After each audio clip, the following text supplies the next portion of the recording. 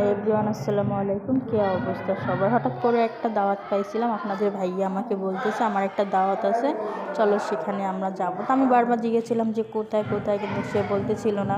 তাড়াহুড়ো করে রেডি হয়ে আমাদের বাসার সামনে থেকে একটা রিক্সা নিয়ে আমরা সোজা যে জায়গায় যাব ঠিক সেখানকার রিক্সায় উঠলাম। এইদিকে আমরা রিক্সা উঠে আবার দুই জালে মিলে একটু আনন্দ করতেছিলাম। ও একটু কথা বলছে, আমি একটু কথা বলছি। দেখেন হাসতে হাসতে অবস্থা খুবই খারাপ আমাদের।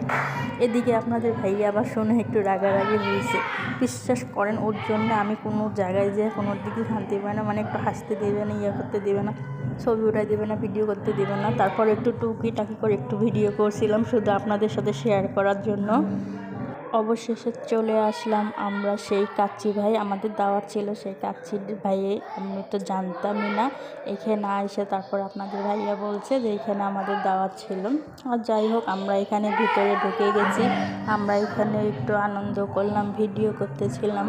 কি আর করা, যেহেতু আমাদের রিলস আছে, রিলসে ছাড়তে হবে, এই জন্য একটু ভিডিও করতেছিলাম এইখানে। এখানে আবার দেখেন লেখাই আছে ইংলিশে কাচ্চি ভাই। আর এত মানুষ ছিল ভাই, আজকের দিনটাও যে এত মানুষ, শুনছি গাড়ি ঘোড়া সব নাকি ভোটের জন্য বন্ধ ছিল। আসলে তা ছিল না। এখানে গিয়ে দেখি কাচ্চি ভাইতে অনেক মানুষ ছিল এখানে। পরে আমাদেরকে বসার পর আমাদেরকে একটা মেনু কার্ড দিল। আপনাদের ভাইয়া চয়েস করে বলল যে আমরা এটা খাবো। এখানে যে এক এক করে আমাদেরকে প্লেট দিছিল। যাই হোক, আমরা প্লেটটা একটু মুছে নিলাম। অপেক্ষার পরে আমাদের সামনে খাবার আসলো। এখানে আমি আপনার ভাইয়াদেরকে বলতেছি তুমি সবার প্লেটে একটু পরিবেশন করে দাও। যাই হোক, সে আমার এই কথা শুনে তাই সে সবার প্লেটে প্লেটে দিচ্ছে। সবাই খাওয়ার পর বলল যে খাবারটা নাকি অনেক ভালো। কলেজ গেট কাচ্চি ভাই, আসলে খাবারটা অনেক টেস্টি ছিল। বোরহানি দিছে এইখানে, বোরহানি ওটা অনেক টেস্টি ছিল।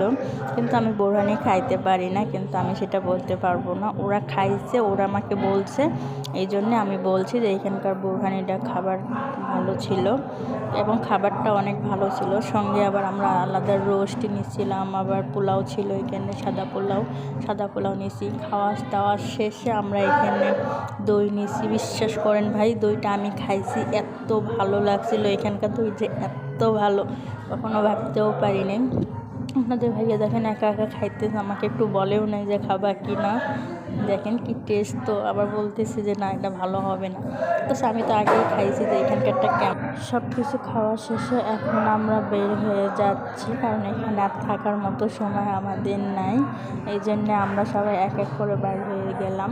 এখানে আমি একা ছিলাম, তাই একটু ভিডিও করলাম যে ভাই আমার তো রিলসে ভিডিও ছাড়তেই হবে, যেহেতু আমার রিলস আছে, ওর জন্য আমি ছাড়লাম। নামার পথে আমি ভিডিও করছিলাম, কিন্তু ওঠার সময় বেশি ভিডিও করতে পারিনি। আপনাদের ভাইয়া আমার সঙ্গে ছিল, এই জন্য আর কি। ও তো আমাকে সহজে ভিডিও করতে দেয় না। তারপরে যেহেতু আমার ফেসবুক পেজে ভালোবাসার মানুষের অভাব নেই, তাই ওদের সাথে শেয়ার করার জন্য আমি চুপি চুপি ভিডিও করতাম।